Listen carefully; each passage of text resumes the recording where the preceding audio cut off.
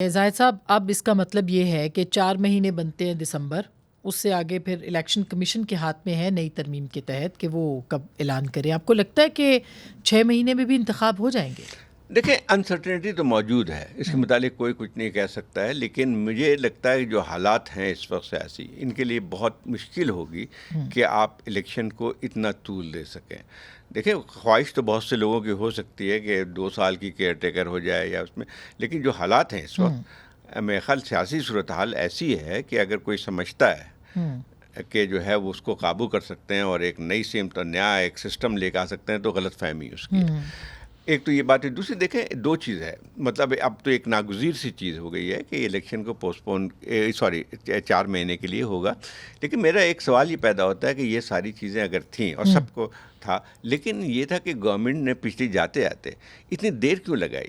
آپ نے جو ہے انٹینشن کو ظاہر کر رہا ہے. ایک اور بات میں کہہ رہا ہوں کہ جو ہے اتنے، آپ نے دیکھیں کتنا ایک کنفیوزنگ اسٹیٹمنٹ آتا ہے. شروع میں آپ کو یاد ہوگا کہ جو ان کا کہنا تھا کہ نہیں، اولڈ جو پرانے جو ہے سینسس سے جو ہے الیکشن ہوں گے، اور پھر اچانک شہباز شریف صاحب نے میرے خیال 1 ہفتہ یا 2 ہفتے پہلے اعلان کر دیا کہ جو ہے وہ نئے اس کے ساتھ ہوں گے، اور فوراً اسی دن CCI کی میٹنگ بلا لی. اور جس طرح سے CCI میں تو پاکستان کی سیاست پہ جو ہے ایک وہ ہنسی بھی آتی ہے کہ CCI میں ایسا لگتا تھا کہ بہت زیادہ جو ہے وہ ڈفرینسز ہیں، لیکن 20 منٹ میں وہ کیسے ڈیسیژن لے رہی ہے. ہمارے پروگرام پہ کہا کہ میں تو اعتراض اٹھاؤں گا اس کے اوپر، اور 20 منٹ تو اس لحاظ سے اگر ہم دیکھیں تو جو پہلے آپ بات کر رہی تھی کہ ووٹ کو عزت دیں، وہ جماعتیں جب باہر ہوتی ہیں سیاست پاور سے، تو ان کو ووٹ کی عزت یاد آتی ہے. اور جیسے ہی جو ہے آپ پاور میں آتے ہیں، اسی ایک گیم کا حصہ بن کے آتے ہیں. اور یہ بات حقیقت ہے کہ عمران خان صاحب کی حکومت اگر ہائبرڈ تھی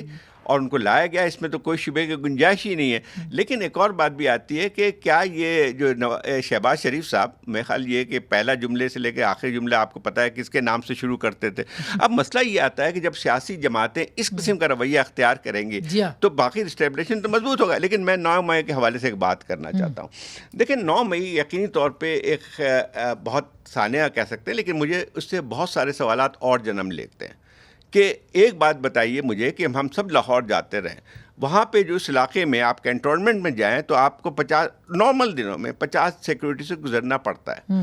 اور وہ پہلے بھی جو ہے صرف وہ چیزیں کھڑی کیا کہتے ہیں، بختر بند اگر کھڑی ہو جائے تو کوئی ادھر جاتا بھی نہیں. 200 لوگ کیسے جا کے جو ہے قبضہ کرتے ہیں، اور پھر اس کے بعد فوج کے اندر آپ کا جو ہے وہاں پہ کور کمانڈر اس گھر میں موجود ہوتا ہے. آپ مجھے بتائیے کہ کس آرمی میں یہ ہو سکتا ہے کہ یہ واقعات ہو؟ آپ مجھے بتائیے GHQ میں جانا جو ہے کوئی آسان کام نہیں ہے. مگر اس میں کور کمانڈر صاحب جو ہے ان کی انویسٹیگیشن بھی تو ہو رہی ہے. تو اس کا مطلب یہ ہوا کہ جب ہم 9 مئی کی تحقیقات کی بات کرتے ہیں، ٹھیک ہے، جو لوگ جو سیاسی جماعت جو ہے اس میں شامل ہے اس کے ضرور کار ہیں، لیکن یہ بہت بڑا سوال پیدا ہوتا ہے کہ جو ہے یہ آپ نے پرچ ضرور کیا ہے آرمی میں، لیکن پہلے ان کو بھی تو قصوروار ٹھہرائیں کہ یہ واقعہ کس طرح سے ہوئی.